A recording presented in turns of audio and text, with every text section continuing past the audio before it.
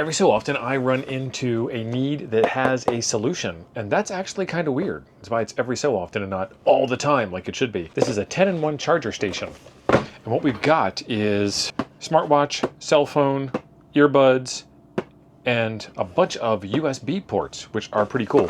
And I always have a whole bunch of reasons to check out stuff like this because I have all of these things, and a lot of it is USB powered these days.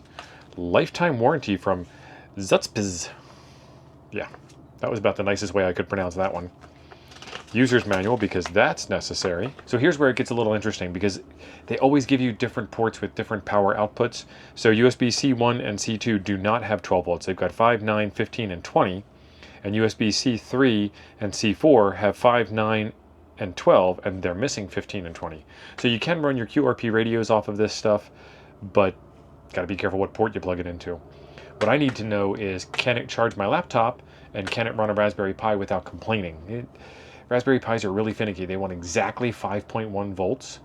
So if they don't have it, it's not that big of a deal, other than you get the lightning bolt and the warning on the screen at all times. So it's kind of annoying. And this will work on 100 to 240 volts, 50 or 60 hertz power supplies. And it tells you about the watch charging is 5 watts. My watch only takes like 2 watts to charge. I was kind of shocked at how low that was. And the earbuds are 5 watts. I don't even know what my earbuds take. Cell phone wireless charging is 5 watts, 7 watts, 10 watts, or 15 watts. So we'll test it all out, because I have all of those things. And I think they have this in a couple of different colors, but it's actually a pretty nice looking setup. So let's plug it in. Come on, the twist tie is self-destructing as I take it apart. Now that twist tie is done.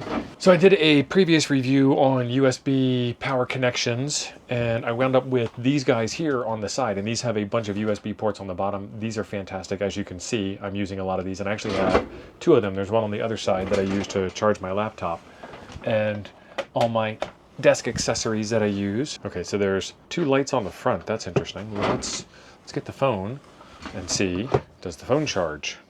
The phone is charging.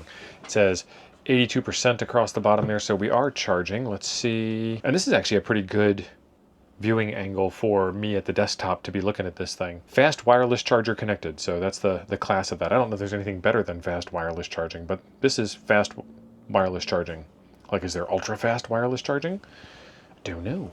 Let's see. We have got a USB-C to USB-C cable here from our friends over at Anker. We all like the Anker stuff. Yeah, so that one's blue instead of green, and it's got 2 lightning bolts, which is super fast charger connected. Okay, so that was C1, which doesn't have the 12 volts. C2 is super fast charging. Okay, C3 does have 12 volts, but no 15 volts and no 20 volts. So that's just fast charging. And C4 is just fast charging. Okay, so we need the 20 volts to get us to super fast charging. So 30 minutes until full at super fast, and 30 minutes until full on regular fast. So I don't get it. I don't get it. So there's the phone part. Let's put the phone up there. Wireless charger connected. Put my USB cable back. This is a Samsung Galaxy Watch 8, and there is a watch charger part back here. Let's see what it does. We're charging, and that says 89%. I don't know if there's a way to see what kind of charging it has. Yep, doesn't tell you what kind of charging it has. Okay, so now we've got that, and the phone is still happily charging. So I have a set of Poly headphones. They're relatively okay for camera presentation. In-ear earbuds are pretty bad. So this has a battery in it, and it will charge. And I don't know how I'm going to be able to show that to you guys. Maybe you just have to take my word for it. Yep, okay, so we've got wireless charging down there on the headphones. So that's exactly what I was looking for with this setup. We've got the headphones in the back here.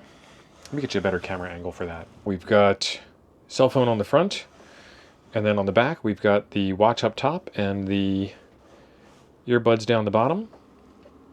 And if you see that lightning bolt up there on the top part, that means that the case is charging, and the lightning bolt on the bottom means that the earbuds themselves are charging. And overall, Pretty good looking setup. This thing also has 300 watts GAN3 technology. So this is my Raspberry Pi 5, and I've got it plugged in. We're going to plug it into C1, which is that 20 volt port. Oh, this is DigiPi. So we're not going to get a good indication. We don't see the power lightning bolt thing in the corner. DigiPi's fixed state, so I can just yank the plug out and then plug it into the next one. Still no complaints, no lightning bolt in the corner on that. That's a Pi 5, which means we might have 5.1 volts, or maybe Craig was smart enough to turn off all of the annoying nagging stuff. I'm going to get a regular Pi OS image on it. We'll try again. It's going to be like Pi Roulette. I don't know what actual version of Pi OS is on this, other than it looks to me to be a Pi OS. This looks like All-Star. It is All-Star. That's not going to help me any. Next. Oh, this is a Pi Star. Still no warnings on Pi Star. Let's see what this one is. This is an old All-Star image. Dang it. All right, so I broke down and burnt a new Raspberry Pi OS image. Let's boot this one. And this is on the C3, C4 port, which doesn't have the 20 volts. Haven't had a problem yet, but that don't mean nothing. It could just be not reporting. There it is.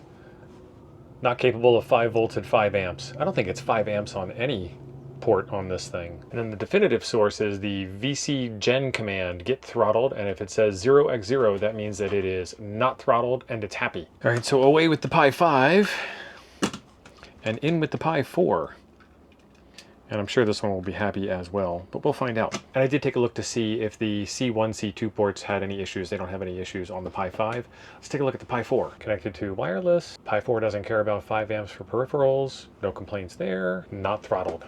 Love it. And while the Pi is changing ports up there, I'm going to take my MacBook Pro and plug it in and see what it says. And we've got a green light and the charging indicator, and it says that the battery is 100%, power source is power adapter, and she's fully charged. So one more thing that's pretty cool about this is there is a USB-C port right up here if your watch doesn't support that kind of watch charging. And I know y'all are going to ask, so this is any noise that there is. You don't see any repeating patterns on 40 meters.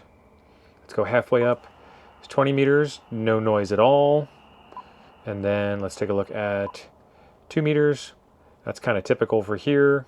I'll show you when it's unplugged here in a second. That's 70 centimeters and nothing going on there either. So I've got it unplugged, and we lost some intensity on our waterfall with it unplugged, but we didn't go to complete black like we did on 20 meters. And that looks about the same to me. And obviously 20 meters is still going to be empty. 40 meters looks about the same. All good. So overall, I am pretty impressed with this. I will leave a link in the description down below where you can get some more info on this or pick one up for yourself. I think I'm going to have to get a second one for me and one for Mrs. T.O., so that we can have our phones and watches and earbuds all charged up all the time, and also have easily accessible USB ports and something that looks pretty cool. Be sure you're subscribed to see more weird gadget reviews, because every so often I find something that I need that I think you need too. I got a video right over here I think you might enjoy next. Thanks for being awesome. I'll see you over there.